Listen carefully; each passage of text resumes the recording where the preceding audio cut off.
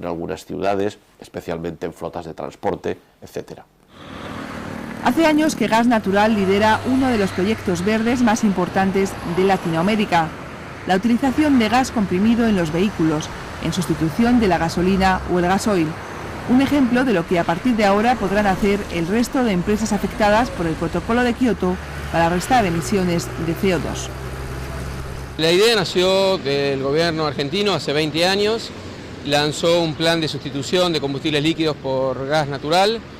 El objetivo planteado en ese momento era sustituir 2 millones de toneladas equivalentes de petróleo con gas natural para tratar de conseguir el autoabastecimiento. Alcanzando la fecha, actualmente tenemos 1.300.000 vehículos que superan ampliamente el objetivo buscado, pero todavía el transporte de carga y pasajeros es materia pendiente. El empleo de gas natural comprimido, más barato y ecológico que la gasolina, ha permitido reducir notablemente los niveles de contaminación atmosférica en Buenos Aires, una de las ciudades con más tráfico rodado del mundo. Según datos de la Secretaría de Transporte, diariamente circulan por el casco urbano más de 1.250.000 vehículos privados, 38.000 taxis y 15.000 autobuses. El modelo tecnológicamente es perfectamente exportable, lo que hay que ver en cada caso son cuestiones ya de tipo de normativas, de estándares, de funcionamiento, de tipo fiscal.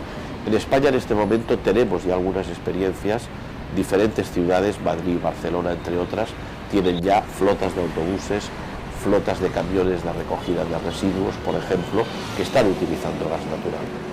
En Madrid, por ejemplo, de los 1.900 autobuses que circulan por la ciudad, 155 utilizan gas natural. La mayoría de la flota, de los 1.900 autobuses que tenemos, aproximadamente todos son diésel, todos son gasoil. Entonces la diferencia esencial es que estos autobuses utilizan un motor de gasolina, similar al de gasolina, pero lógicamente con gas natural, que la emisión de gases contaminantes se reduce bastante, a un 4%. Pero aunque las ventajas son notables, la cuestión económica pesa más que la ambiental. Y de momento el Ayuntamiento de Madrid no renovará por completo la flota de autobuses. Irá sustituyendo, eso sí, los vehículos de gasoil cuando dejen de ser útiles por otros nuevos que utilicen energías renovables. Cara al futuro, cara al proyecto olímpico, nosotros estamos trabajando en un plan integral de puesta en funcionamiento de una flota absolutamente verde para los servicios públicos municipales. Consciente de que las estrategias medioambientales tienen cada vez mayor peso, la Administración madrileña intenta ahora dar un lavado de imagen a la ciudad, con la vista puesta en la candidatura de los Juegos Olímpicos 2012. Madrid compite como sede de las Olimpiadas con la promesa de conseguir balance cero en las emisiones de gases contaminantes. Según Antonio Lucio, responsable medioambiental de la candidatura, ninguna de las otras ciudades candidatas, Moscú, París, Londres y Nueva York, se plantean tal desafío. La contaminación de Madrid viene de los vehículos, viene del tráfico.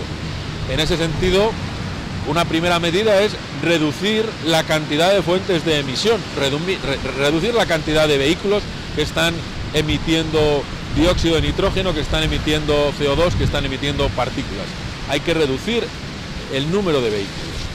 Los juegos están previstos para que nadie pueda acceder a las instalaciones ni a las pruebas olímpicas con su automóvil privado. Entre tanto, hasta que llega la fecha del 2012, lo que hemos previsto es una serie de actuaciones y estrategias para que se vaya reduciendo la movilidad a través de vehículo privado y se vaya potenciando la movilidad a través de transporte público, de bicicleta y de peatonalización. Una reducción que ya se practica aquí, en el barrio de Las Letras, en pleno centro de Madrid. En el barrio de Las Letras en el que estamos, se ha adoptado por el ayuntamiento una decisión de cortar el tráfico o de restringir el tráfico para que los residentes puedan tener su movilidad o pueda haber gestión de carga y descarga para los comercios, pero ha desaparecido el coche de manera convencional. Este es un ejemplo de las acciones que se están adoptando y que se tendrán que adoptar, muchas más cuantitativas y cualitativas, para avanzar en los objetivos que Madrid se ha planteado en su candidatura olímpica. Los estudios revelan que la contaminación urbana producida por el transporte, las calefacciones o los hábitos de vida de los ciudadanos suponen un 60% de las emisiones de gases de efecto invernadero a la atmósfera. Por eso, representantes de 400 ciudades de todo el mundo se han reunido en Buenos Aires, paralelamente a la Cumbre Mundial sobre Cambio Climático, para definir políticas propias. Hay un insuficiente conocimiento de los problemas del cambio climático, pero sobre todo hay un insuficiente conocimiento de cómo las acciones de cada uno y las acciones económicas, industriales, la manera de transportarnos, influye sobre el cambio climático.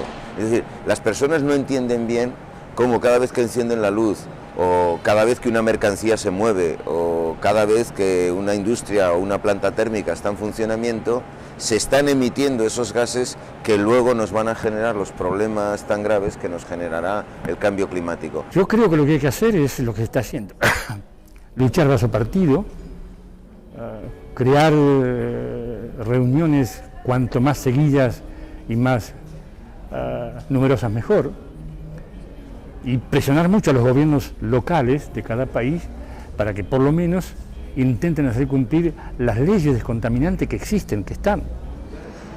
El actor argentino Federico Lupi considera que sí existe conciencia ecológica, pero que es difícil colocar el medio ambiente en primer plano en una sociedad como la suya, económicamente inestable. La gente en general está muy preocupada por el día a día, por un futuro que se ve incierto, por la educación de los hijos, por el futuro de lo que llamaríamos ciertas apetencias y formas de comportamiento pequeño burguesa que ya no existen, o que son muy difíciles de mantener, ¿no? Aquel famoso confort argentino ahora está en agua de borraja, ¿no? Y entonces, cuando los problemas del día a día son muy acuciantes, los niveles de concientización de políticas más complejas no son fácilmente asimilables. 4535-5900, en el Parque Nacional Los Glaciares existe uno muy conocido que a veces rompe. La labor de sensibilización social la realizan en Argentina los medios de comunicación.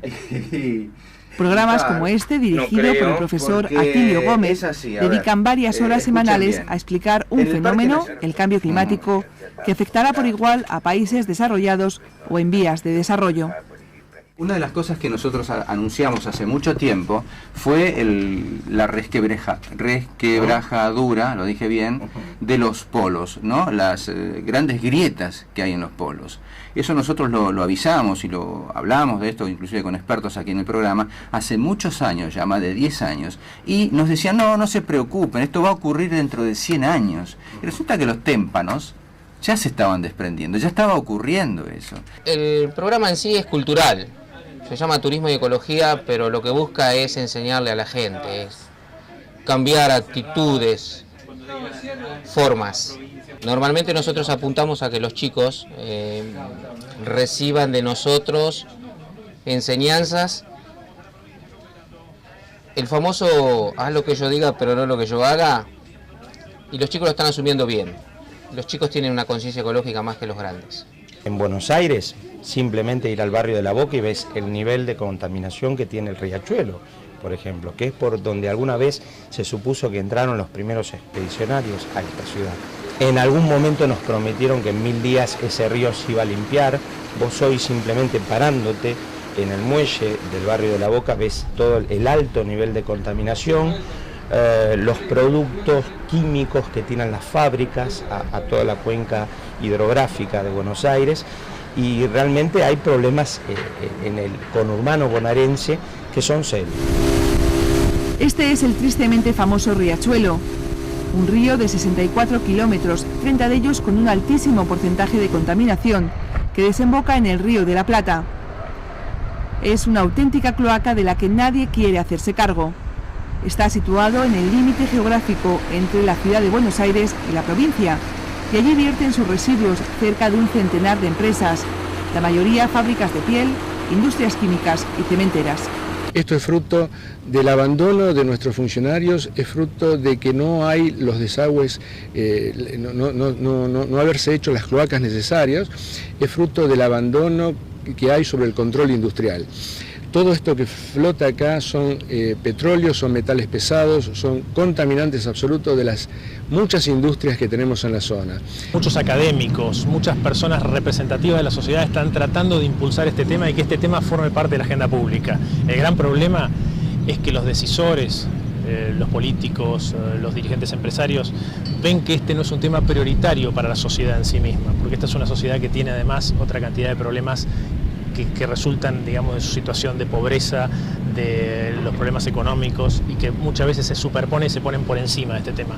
El problema es que lo que no se entiende es que este problema también forma parte de aquellos otros antes mencionados, es decir, la cuestión ambiental ya se relaciona con otros derechos, con la calidad de vida, con la salud y en definitiva forman parte de un mismo problema, que es nuestra decadencia y nuestra pobreza. Los científicos no dudan al asegurar que el cambio climático es hoy una realidad que ya se aprecia en la virulencia de fenómenos naturales como las lluvias o los huracanes. Y pese a las excepciones de determinados gobiernos, por primera vez la mayor parte de los representantes políticos, sociales, económicos y culturales coinciden en el mismo bando para emprender la lucha titánica contra el cambio climático. De la mano del hombre depende ahora que el mundo que disfruten las generaciones futuras tenga esta imagen o esta otra. El protocolo de Kioto se perfila como un primer paso para frenar el cambio climático. La cuenta atrás para la puesta en marcha de este ambicioso tratado medioambiental ya ha comenzado.